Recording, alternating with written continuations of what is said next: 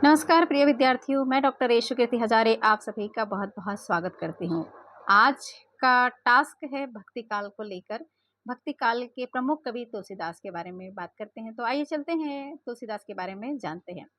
हिंदी साहित्य में हम देखते हैं कि सिलेबस आपके एक तो बीए थर्ड सेमेस्टर में ये सिलेबस लगा हुआ है डीएसई के अंतर्गत, और एक तरफ नेट के सिलेबस में भी एनटीए नेट के हिंदी सिलेबस में भी लगा हुआ है तुलसीदास का अध्ययन करना है। तो आइए चलते आज हम बीए को ध्यान में रखते हुए और नेट को भी ध्यान में रखते हुए हम वैकल्पिक प्रश्नों के हिसाब से करेंगे। भक्ति काल के हम बारे में बात कर रहे हैं जिसमें तुलसीदास जी कवि आते हैं। हिंदी साहित्य में भक्ति काल का अन्यतम महत्व है। ये युग ऐसा रहा है कि असम में हम बात करें तो शंकर देव, बंगाल में अगर हम बात करें तो चंडीदास और जयदेव का रहा है, बिहार में विद्यापति कवि का रहा है, मध्य प्रदेश में कबीर, सूर, तुलसी और जायसी, राजस्थान में मीरा, गुजरात में नरसिंह मेहता, महाराष्ट्र में तुकाराम। ये सब अनेक संतों और भक्तों का आविर्भाव लगभग इस समय होता रहा है। इन सब में सर्वाधिक अगर बात करें तो प्रतिभा धनी तुलसीदास हैं। उनका रामचरितमानस हिंदी का द्वितीय काव्य ग्रंथ है जो आप सब परिचित हैं, जो कि विश्व साहित्य में भी गौरवपूर्ण स्थान पाने का अधिकारी है। हिंदी भक्ति काव्यों में हमें तुलसी का मानस और सूर का सागर ही नहीं, निर्गुण की खंजड़ी भी बजा दी गई है। भाषा, भाव, कला इत्यादि सभी दृष्टियों से अगर हम बात करें तो यह काव्य समृद्ध है। तो हम तुलसीदास के बारे में हम जानेंगे कि नागरी प्रचारणी सभा काशी ने तुलसी के 12 ग्रंथों को प्रकाशित किया है। इसमें हम बात करते हैं। चलिए पहले हम तुलसीदास की रचनाओं की ओर ही चलते हैं। जैसे आप देख रहे हैं कि तुलसीदास की जो रचना है, सबसे पहले यहाँ पे हम बात करेंगे वैराग्य के बारे में बात करते हैं। वैराग्य संदीपनी जो है आपको प्राप्त होगा, पहली रचना वैराग्य संदीपनी, जो कि भाषा क्या है, इनकी ब्रज भाषा है। और हम देखेंगे कि ब्रज भाषा के साथ में प्रयुक्त कौन सा छंद का प्रयोग किया गया है, उसके बारे में हम बात करेंगे। तो प्रयुक्त छंद जो है, यहाँ पे कुल छंद की संख्या भी है तो 64 दोहे हैं, इसमें 2 सोरठे हैं और 14 चौपाई है। अगर याद रख पाते हैं तो अच्छी बात है, नहीं तो अभी आप वैराग्य संदीपनी जो है संवत 1626 से 27 में ये रचना, इसका समय काल है। और काव्य रूप किस तरह का है तो मुक्तक काव्य है, इसको ध्यान रखेंगे। तुलसी ने इसे क्या कहा है तो अखिल ज्ञान का सागर कहा है। बहुत महत्वपूर्ण है, ध्यान रखिएगा कि अखिल ज्ञान का जो सागर है तुलसीदास ने किसे कहा है, अपनी कौन सी रचना को कहा है तो वैराग्य संदीपनी को कहा है।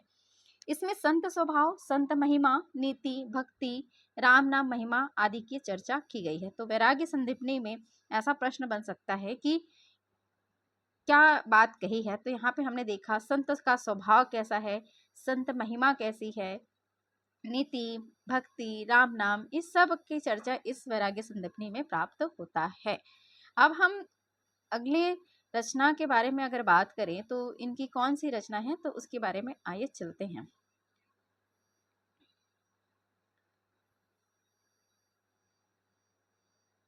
रामाज्ञा प्रश्न, ये इनका रचना है रामाज्ञा प्रश्न, जिसमें आप देखेंगे इसका समय हम देखते हैं कि 1627 से 28 संवत। ये भाषा कैसी है तो अवधी भाषा में लिखी गई है। और ये जो छंद है, कौन सा छंद है तो दोहा। ये मुक्तक काव्य है। इसे क्या कहा जाता है, इसे राम श्लाका या दोहावली रामायण भी कहते हैं। रामाज्ञा प्रश्न को दोहावली रामायण भी कहते हैं। शुभ अशुभ का विचार इसमें किया गया है। इसे ज्योतिषी ग्रंथ माना जाता है। तो ये आप ध्यान रखेंगे कि इसे कौन सा ग्रंथ कहा जाता है तो ज्योतिषी ग्रंथ कहा जाता है, क्योंकि ये ज्योतिष ग्रंथ के बारे में बात कही गई है। 7वें सर्ग के सप्तक में शकुन विचारने का ढंग दिया गया है। वाल्मीकि रामायण से प्रभावित इस रचना में 7 सर्गों में रामकथा है। प्रत्येक सर्ग में 7 कोष्टक व प्रत्येक कोष्टक में 7 दोहे हैं। तो ये भी क्योंकि तुलसीदास पाठ्यक्रम में है नेट के में और बीए में, तो ये बहुत ही महत्वपूर्ण बन जाता है, इसलिए हमें बहुत गहराई से इसे पढ़ना होगा। अब हम यहीं पे अगर देखें दूसरा दूसरे के बाद तीसरा राम ललह नहछु, जो कि ठेठ अवधि में लिखा गया है, ठेठ अवधि में लिखा गया है। और सोहर है, छंद प्रबंध में लिखा गया है। इसमें राम विवाह और यज्ञोपवीत संस्कार के समय नहछु का वर्णन किया गया है। तो राम लल्हा नहछु में किसका वर्णन है? तो राम विवाह का वर्णन है, यज्ञोपवीत संस्कार का वर्णन है, तो उसी की सिंगारी और रसिक पक्ष का प्रकट हुआ है। यहाँ पे हमने देखा कि ये समय जो है 1628 से 1629 संवत है। नेक्स्ट अगला आता है जानकी मंगल। तो जानकी मंगल 1629 से 30 संवत है। आप देख रहे हैं कि किस तरह से 1627 से 28, फिर रामलला नछो 28 से 29, जानकी मंगल 1629 से 30 है जानकी मंगल। जानकी मंगल और पार्वती मंगल के बारे में हम बात करेंगे। जैसे मंगल मंगल है तो आपको यहाँ समझ आ जाएगा कि ये मंगल यानी विवाह से संबंधित है। विवाह यानी किसका? जानकी हम किसको कहते हैं? तो माता सीता को कहते हैं। राम सीता के विवाह का वर्णन इसमें किया गया है। सोहर आप जानते हैं, सोहर गीत होता है, विवाह का गीत है ना। तो यहाँ पे 216 इसमें दिखाई दे रहा है आपको, देखिए। और ये किस तरह का काव्य है? तो प्रबंधक काव्य है। तो आधार यहाँ पे क्या कहा गया है? इसका आधार वाल्मीकि रामायण ही है, क्योंकि जानकी मंगल जो लिया गया है वो रामायण से लिया गया है, वाल्मीकि के रामायण से किया गया है। रामचरितमानस बहुत इंपॉर्टेंट, बहुत महत्वपूर्ण। इसमें कितने कांड है? तो 7 कांडों में राम कथा का वर्णन है, आप जानते हैं। और इस 7 कांड का वर्णन छोटा सा वीडियो में मैं आपको उपलब्ध करा दूंगी, जिसमें कौन सी भाषा है तो इसे भी याद रखेंगे, क्योंकि कई बच्चों को दुविधा बनती है कि रामचरितमानस ब्रज है अवधि है, तो अवधि ध्यान रखेंगे। समय आपका है संवत 1631। दोहा चौपाई में है। यहाँ पे देखेंगे कि कड़वक है 1074, प्रबंध है, 7 कांडों में रामकथा का वर्णन प्राप्त होता है। वहीं पार्वती मंगल के बारे में अगर बात करें तो देखो, जानकी मंगल रामचरितमानस के बाद पार्वती मंगल है 1643। इसमें पार्वती मंगल यथार्थ शिव और पार्वती का वर्णन यहाँ पे मिलेगा आपको। तो शिव और पार्वती का विवाह का वर्णन है, और भाषा क्या है इसकी? भी अवधी भाषा है। तो मंगल हरिगीति का छंद का वर्णन है, ये भी प्रबंध में बात कही गई है। तो इसका आधार कुमार संभव, जो कि रचना किसकी है? कालिदास की। ये बहुत महत्वपूर्ण है। जो बच्चे बीए के नहीं जानते हैं, एमए के और नेट वाले बच्चे तो उनका जानते ही हैं कि कालिदास जो है कुमार संभव की रचना है कालिदास की। ये 1643 में ये बात कही गई है कि पार्वती मंगल में पार्वती और शिव जी का विवाह का वर्णन है। कृष्ण गीतावली के बारे में हम बात करते हैं। कृष्ण गीतावली जो कि संवत 1643 से 1660 यहाँ पे समय आप देख रहे हैं, ब्रज में है भाषा। अब यहाँ पे परिवर्तन देखिए कि आपकी कैसे अवधि से अब ब्रज में आ गए। कृष्ण को ध्यान रखेंगे तो आपको अच्छे से याद हो जाएगा, क्योंकि कृष्ण जो है ब्रज की बात चलती है और ब्रज भाषा यहाँ पे है। तो कृष्ण गीतावली 1643 से 1660 पद में है, और गीति काव्य है। गीति काव्य यहाँ पे मुक्तक और भगवान का लोकरंजक के रूप में है, क्योंकि कृष्ण का भी देखेंगे लोकरंजक मनोरंजन के बारे में बात कही जाती है कृष्ण का, है ना। तो यहाँ पे भगवान का लोकरंजक रूप के बारे में बात कही गई है। कृष्ण का बाल चरित्र, क्योंकि कृष्ण गीतावली है तो कृष्ण का बाल चरित्र, गोपिका प्रेम, मथुरा गमन, भ्रमर गीत का वर्णन यहाँ पे दिखाई देता है। तो ये आसानी से आपको याद रह जाने वाली बात है। और इस रचना के पदों का प्रयोग कृष्ण काव्य परंपरा का द्योतक है। गीतावली आपके सिलेबस में विनय पत्रिका है, दोहावली है। तो इस तरह से हम देख रहे हैं। अब हम बात करेंगे कि गीतावली जो कि 1630 में हमने देखा कि किस तरह से है। तो ब्रज में है, 328 पद हैं इसमें। गीति काव्य 1630 से 1670। रामचरितमानस के चुने हुए प्रसंग, तुलसी का वात्सल्य वर्णन यहाँ पे दिखाई देता है। मर्यादा पुरुषोत्तम राम नहीं हास परिहास करते सीता के साथ, हिंडोला झूलते राम माधुर्य पूर्ण वर्णन दिखाई देता है। राम गीतावली और पदावली नाम से भी प्रसिद्ध है। ये जो गीतावली है किससे प्रसिद्ध है? तो राम गीतावली और पदावली से प्रसिद्ध है, ये याद रखेंगे। विनय पत्रिका के बारे में हम बात करें। विनय पत्रिका आपके सिलेबस में है। Vinay Patrika this is most important, Vinay Patrika, है ना। तो विनय पत्रिका के बारे में आप अच्छे से कर लीजिएगा। और जैसे कि तुलसी ने, हाँ, विनय पत्रिका ब्रज में है, पद 200। यहाँ पे आप देखेंगे कि लगभग आपको 1000, है ना। तो कितना मिलेगा? इतना मतलब बहुत ज़्यादा तो नहीं, लेकिन 1074 ऐसे बात कर रहे थे। तो ये आप देखेंगे कि इस समय मिलेगा। तो यहाँ पे हम देखेंगे कि गीति काव्य मुक्तक में मिलता है। तुलसी ने इसमें आत्मनिवेदन व राम भक्ति की याचना की है। इसे हम राम विनयावली भी कहते हैं, क्योंकि यहाँ पे जो है तुलसीदास ने राम से विनय की थी, इसलिए विनय पत्रिका यहाँ पे नाम दिया गया। कलयुग के अत्याचारियों के खिलाफ यह तुलसी की राम से फरियाद है। तो इसे ध्यान रखेंगे कि किस बात का यहाँ पे उन्होंने विनय किया था। तो कलयुग में जो है अत्याचार हो रहे थे, उसके खिलाफ तुलसीदास ने राम से फरियाद की थी। और समय बहुत महत्वपूर्ण है, 1631 से यहाँ पे हमने देखा 79। ठीक है। दोहावली, दोहावली जो है 1626 से 80, इसमें भी दोहावली जो है ब्रज में है। दोहा सोठा 573 से 573 दोहे हैं, 22 सोठे हैं। ये इतना नहीं याद कर सकते हैं, लेकिन कोशिश करिएगा कि याद करने की। तुलसीदास बहुत ही महत्वपूर्ण है, लेकिन इनकी ये रचनाएं, इनका समयकाल बहुत इंपॉर्टेंट है और इसमें क्या क्या बात कही गई है। तो दोहावली में नीति, भक्ति और आदि की चर्चा की गई है, इसे याद रखेंगे।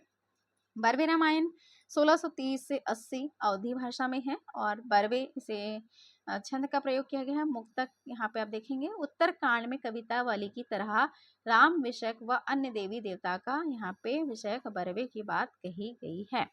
अब हम बात करेंगे मंगलाचरण नहीं है, यह 7 सर्ग है। रहीम के बरवे नायिका भेद से प्रभावित है। बरवे नारायण किससे प्रभावित है? तो रहीम के बरवे नायिका भेद से प्रभावित है, इसे ध्यान रखेंगे। अंतिम है यहाँ पे कवितावली, जो कि आपके भी सिलेबस में है। कवितावली मैंने आपको यहाँ पे पढ़ाया हुआ है, कवितावली के पदावली।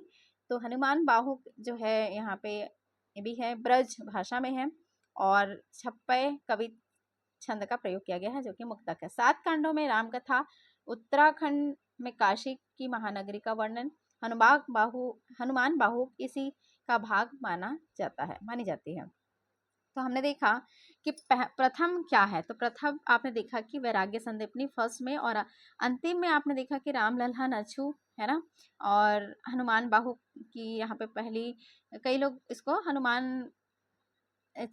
माफी चाहती हूँ, वैराग्य संदीपनी यहाँ पे प्रथम रचना है और आखिरी रचना क्या है? कवितावली है। कुछ विद्वान जो है राम लल्हा अछू को क्या मानते हैं? पहली रचना स्वीकार करते हैं। अब तुलसी की प्रथम रचना के बारे में हमने बात किया और आखिरी रचना के बारे में बात किया, तो इसे ध्यान रखेंगे कि वैराग्य संदीपनी और रामलला नछू यहाँ पे, और कुछ लोग मानते हैं, जिसमें हम कवितावली को भी अंतिम मान रहे हैं। कुछ विद्वान हनुमान बाहु को कवितावली से अलग रचना मानते हैं। इस आधार पर तुलसी की अंतिम रचना हनुमान बाहु को मानी जाती है। हनुमान बाहु की रचना तुलसी के बाहु रोग से मुक्ति के लिए की थी। ये प्रश्न बनता है कि तुलसी ने क्या रोग से मुक्त पाने के लिए हनुमान बाहु की रचना, कौन सी रचना की थी? तो हनुमान बाहु की रचना तुलसी ने बाहु रोग से मुक्त पाने के लिए की थी। कवितावली के काव्य रूप के संबंध में विवाद रहा है। बहुत सारे विद्वान हैं जो विवाद उत्पन्न करते हैं, तो इस संबंध में कुछ प्रबंध कहते हैं और कुछ उसे मुक्तक मानते हैं। ऐसा ही विवाद राम गीतावली के संबंध में भी दिखाई देता है। तो गीतावली के संबंध में और कवितावली के संबंध में बात कही, तो कवितावली गीतावली ध्यान रखेंगे, दोनों के संबंध में प्रबंध और मुक्तक मानते हैं। एक तरफ रामलला अछू, जानकी मंगल और पार्वती मंगल। आपने देखा कि इसमें पार्वती मंगल में पार्वती माता का, जानकी मंगल यहाँ पे जानकी माता के बारे में बात कही गई है ना। तीनों रामलला अछू, तो ये जो तीनों मंगल ग्रंथ है ऐसा बताया जाता है। ये रचनाएं मांगलिक अवसर पर गाए जाने के लिए लिखी गई है। जो भी विवाह होता है ना, तो उस समय ये बात कही जाती है। वैराग्य संदीपनी, रामलला अछू, जानकी मंगल, पार्वती मंगल व बरवे रामायण, इन सब की अगर बात करें तो लघु कृतियों का पंचरंत कहा जाता है। इसे याद रखेंगे कि 5, 1, 2, 3, 4 और 5। तो वैराग्य बरवे व से रामलला अछू, जानकी मंगल, पार्वती मंगल। तो जैसे हमने 3 तो पहले ही पता चल गया कि ये जो है क्या है, मांगलिक अवसर पर गाए जाते हैं। तो वैराग्य संदीपनी और बरवे रामायण ब याद रखेंगे तो आपको ये तीनों याद हो जाएगा। जिसे क्या कहा गया? पंचरत्न कहा है, लघु कृतियों में पंचरत्न कहा है। अंग्रेजी भाषा में इसे वैज्ञानिक बीम्स ने तुलसीदास की भाषा को पुरानी बैसवाड़ी कहा है। बहुत ज़्यादा महत्वपूर्ण है कि पुरानी बैसवाड़ी तुलसीदास की भाषा को किसने कहा है, या पुरानी बैसवाड़ी किसे कहा जाता है, किसकी भाषा को कहा जाता है, ऐसा प्रश्न बनता है। तो पुरानी बैसवाड़ी है वो तुलसीदास की भाषा को कहा जाता है। और किसने कहा है? तो बिम्स ने कहा है। ये भी बहुत ही महत्वपूर्ण हो जाता है। अब अगला हम देखते हैं कि इनकी रचना तुलसी ने संवत 1631 में चैत्र शुक्ल रामनवमी मंगलवार को किया था। रामचरितमानस के बारे में थोड़ा सा जान लेते हैं, क्योंकि इनका समय आपको बहुत महत्वपूर्ण है। 1631 में चैत्र शुक्ल रामनवमी मंगलवार को प्रारंभ हुआ था। इसे कितना समय लगा था तो उसके बारे में हम बात करते हैं। उसके पहले इस संदर्भ में यह प्रसिद्ध पंक्ति है, संवत 1631 करहूं कथा हरिपत धर दिशा सीसा। रामचरितमानस की अधिकांश रचना अयोध्या में हुई थी। अयोध्या और कुछ अंश जो है किष्किंधा कांड काशी में रचा गया है। यह ग्रंथ 2 वर्ष 7 माह 26 दिन, बहुत महत्वपूर्ण है कि रामचरितमानस का जो पूर्ण हुआ था उसका वर्ष क्या है, तो 2 वर्ष 7 माह 26 दिन में पूर्ण हुआ था। मानस में 7 कांड है, जैसे मैंने कहा था कि इसका अलग से शॉर्ट बना दूंगी, लेकिन चलिए यहीं पे आप कर लेंगे। बाल कांड, अयोध्या कांड, अरण्य कांड, किष्किंधा कांड, सुंदर कांड, लंका कांड और उत्तर कांड। तो ये भी आप ध्यान रखेंगे कि कितने कांड है, आपसे पूछा जाता है। तो 7 कांड है, 7 कांड का सीक्वेंस भी आप ध्यान रखेंगे। सबसे पहले बाल कांड ही आता है, फिर अयोध्या कांड, अरण्य कांड। इसको हम विस्तार से समझेंगे कि इस बाल कांड में, अयोध्या कांड में क्या क्या हुआ था, यानी उत्तरकांड तक पूरा विस्तार से समझेंगे कि राम का जीवन कैसा था, इसके बारे में। इसके मुख्य छंद दोहा चौपाई है, परंतु बीच बीच में क्या है, अन्य छंदों का भी प्रयोग मिलता है। प्राय 8 अर्धालियों के बाद दोहा व कड़वक संख्या दी गई है। 1074 हमने कड़वक देखा है। अयोध्या कांड को मानस का हृदय स्थल कहा जाता है, तो ये ध्यान रखेंगे कि मानस का हृदय स्थल किसे कहा गया है, तो अयोध्या कांड को कहा गया है। चित्रकूट सभा, जो कि अयोध्या कांड में लोक नीति, वेद नीति और राजनीति का समन्वय यहाँ पे दिखाई देता है। और चित्रकूट में शुक्ल जी ने इसे क्या कहा है, यानी लोक नीति, वेद नीति और राजनीति। चित्रकूट सभा में लोक नीति, वेद नीति, राजनीति का समन्वय है, जिसे शुक्ल जी ने, आचार्य रामचंद्र शुक्ल ने आध्यात्मिक घटना कहा है। बहुत ज्यादा महत्वपूर्ण है। नए तरीके से प्रश्न बन रहे हैं तो आध्यात्मिक घटना किसने कहा है, किसको कहा है, तो शुक्ल जी ने तुलसीदास को कहा है। तुलसी ने मानस के 7 कांडों का जो 7 सोपान माना है, जो कि शरीर व आत्मा को शुद्ध करने वाले मानसरोवर के पवित्र जल की ओर ले जाते हैं, ऐसा उनका कथन है। शुक्ल जी ने रामचरितमानस को लोकमंगल की साधनावस्था का काव्य माना है। ये भी महत्वपूर्ण है। देखिए सभी महत्वपूर्ण है, कमेंट्स आया हुआ था कि आप सभी महत्वपूर्ण है। जो महत्वपूर्ण है उसको तो मैं कहूंगी कि भाई महत्वपूर्ण है, आए हुए प्रश्न है और ऐसे प्रश्न बनते हैं। लोकमंगल की साधना अवस्था का काव्य माना है, तो लोकमंगल की साधना अवस्था किस रचना को कहा है, तो रामचरितमानस को कहा है, क्योंकि लोकमंगल की बात यहाँ पे रामचरितमानस में करते हैं और शुक्ल जी ने कहा है। मानस के 4 घाटों के माध्यम से 4 समाधों का वर्णन होता है। तुलसी के मानस की तुलना किससे की है, तो सरोवर से की है, जिसके 4 घाट है, राजघाट, पनघट, पंचायती घाट, गौ घाट। विशेष जनों के लिए उपलब्ध है, इसे ज्ञान घाट कहा गया है। इसका आशय शिव पार्वती संवाद से है। पनघट जो सती नारियों के लिए, पनघट का विशेष अर्थ है प्रणपूर्ण सती स्त्री को पराये पुरुष की छाया पर न स्पर्श करे। इसे उपासना घाट कहा गया है। इनका आशय काकभुषुंडी गरुड़ समाज से है। पंचायती घाट जो है जनसाधारण के लिए उपलब्ध है, इसे कर्म घाट कहा जाता है। इसका आशय याज्ञवल्क्य, याग व लक्ष्य भारद्वाज समाज से है। गौघाट दीनहीन सबके लिए उपलब्ध है, इसे दैन्य घाट, प्रपति घाट कहा जाता है। इसका आशय तुलसीदास सकल मानस समाज से है। मानस के 4 घाट और 4 समाधों का 4 कल्प की रामकथा है। हर घाट के माध्यम से राम को प्राप्त किया जा सकता है। मानस में क्या है, तो मानस में सीता त्याग व शंभुक वध प्रसंग नहीं मिलते हैं। यहाँ पे मानस में सीता त्याग और शंभुक वध का वर्णन नहीं किया गया है। मानस की पहली टीका रामचरण दास ने लिखी है। इसे भी याद रखेंगे कि मानस की जो पहली टीका है उसे किसने लिखा है, तो यहाँ पे रामचरण दास ने लिखा है, ध्यान रखेंगे। मानस पर सर्वाधिक प्रभाव अध्यात्म रामायण का पड़ा है। तुलसी ने सर्वप्रथम रसखान को किसको सुनाई थी, ये भी प्रश्न बनता है कि सर्वप्रथम तुलसी ने किसको मानस सुनाई थी, तो रसखान को मानस सुनाई थी। मानस के विषय में रहीम ने फिर उत्तर देते हुए लिखते हैं, क्या लिखते हैं, तो देखिए, रामचरितमानस विमल संतन जीवन प्राण, हिंदुवान को वेद सम यवन ही प्रकट कुरान। मानस के उत्तरकांड में तुलसी की विचारधारा के दर्शन होते हैं। उत्तरकांड में तुलसी की विचारधारा से दर्शन होते हैं। मानस व कवितावली में कलिकाल का वर्णन मिलता है, तो ये भी ध्यान रखेंगे कि मानस व कवितावली में किसका वर्णन मिलता है, तो कलिकाल का वर्णन प्राप्त होता है। इस तरह से हमने देखा कि विनय पत्रिका के बारे में बात करते हैं। विनय जैसे मैंने कहा था प्रार्थना या अर्जी। तुलसी ने राम की सेवा में यह अर्जी भेजी थी और यह 7 ड्योढ़ियां, इसमें क्या है तो 7 ड्योढ़ियां की बात यहाँ पे कही जाती है। 7 ड्योढ़ियों की बात कही है, उनके अधिकारी हैं जैसे क्या गणेश, सूर्य, शिव, दुर्गा, गंगा, यमुना, हनुमान। ये छठी ड्योढ़ी के पश्चात 2 वन है, आनंद और वन काशी तथा चित्रवन अथवा चित्रकूट जिनका यथास्थान वर्णन है। 7 ड्योढ़ियों के पार भगवान राम का राम महल है, जहाँ लक्ष्मण, भरत, शत्रुघ्न उनकी जानकी से भी सिफारिश करने की प्रार्थना करते हैं। अंत में राम तुलसी के प्रार्थना पत्र पर हस्ताक्षर कर देते हैं। और यह प्रकृति काव्य है। प्रकृति एक मानसिक स्थिति है जिसमें अपने को दीन और निराश्रित समझने वाला भक्त अपना सर्वस्व भगवान को समर्पित कर देता है। तुलसी की भक्ति कैसी थी, तो तुलसी की भक्ति भावना जो है दास्य भक्ति थी, बहुत महत्वपूर्ण है। कई बार प्रश्न बना है कि तुलसी की भक्ति कैसी थी, तो दास्य भक्ति थी। और नवधा भक्ति के अन्य प्रकार की यहाँ पे दास्य भक्ति के बारे में हम बात करेंगे। तो इस पंक्ति के माध्यम से आप देखेंगे कि इस पंक्ति में क्या बात कही है नव भक्ति को लेकर।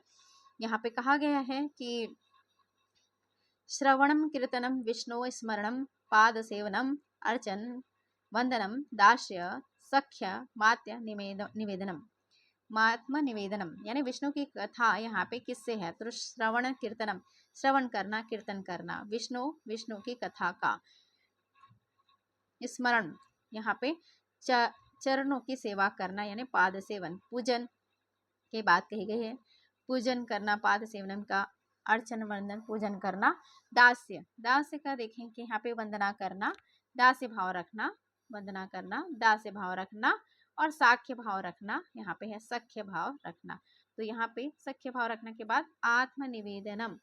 तो इस तरह से हमने देखा कि विनय भाव से संबंधित भक्ति करना 9 प्रकार की यहाँ पे बात कही गई है। तो नवधा भक्ति का वर्णन वैष्णव धर्म द्वारा इस भक्ति पद्धति का विकास हुआ था। और इन सभी 9 प्रकार का समान जो भाव से निर्वहन करना जरूरी नहीं है। भक्त अपनी इच्छा अनुसार चुनाव कर सकता है, चाहे आप श्रवण कर सकते हैं, कीर्तन कर सकते हैं, चाहे चरणों की सेवा करना इत्यादि कर सकते हैं। तो इनमें से आप जो भी करते होंगे इस तरह से आप यहाँ पे देख सकते हैं। तो गीता, अध्यात्म रामायण से भी नवधा भक्ति का उल्लेख है और अध्यात्म रामायण में कुछ भिन्न है। वेदों में भी नवधा भक्ति के आंशिक संकेत मिलते हैं।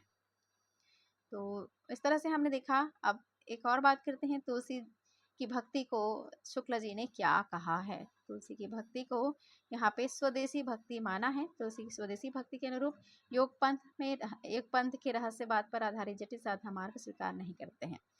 तो हमने देखा कि आज तुलसीदास से संबंधित जितने भी महत्वपूर्ण हैं, काफ़ी दिन से आप लोग परेशान हो रहे थे, इसलिए मैंने इस वीडियो के बारे में कहा कि जो रचनावली है हिंदी तुलसीदास जी की, जो कि बहुत ही महत्वपूर्ण है। स्वांतः सुखाय यहाँ पे उनके काव्य, यद्यपि स्वांतः सुखाय लिखा गया है तो व्यक्तिगत काव्य है, किंतु तुलसी का जो सामाजिक दृष्टि है लोक सुखाय बना दिया गया है। तो हमने ये देखा है कि तुलसीदास किस तरह से रचनाएं लिखकर अपने बातों को समाज की ओर अग्रसर कर रहे थे, आगे की ओर बढ़ा रहे थे। तो आज के लिए बहुत बहुत धन्यवाद। इतना ही, अगले मिलते हैं अगले वीडियो के साथ। अगर चैनल उपयोगी लगे तो चैनल को सब्सक्राइब, लाइक एंड कमेंट करिएगा। बहुत बहुत धन्यवाद, शुक्रिया।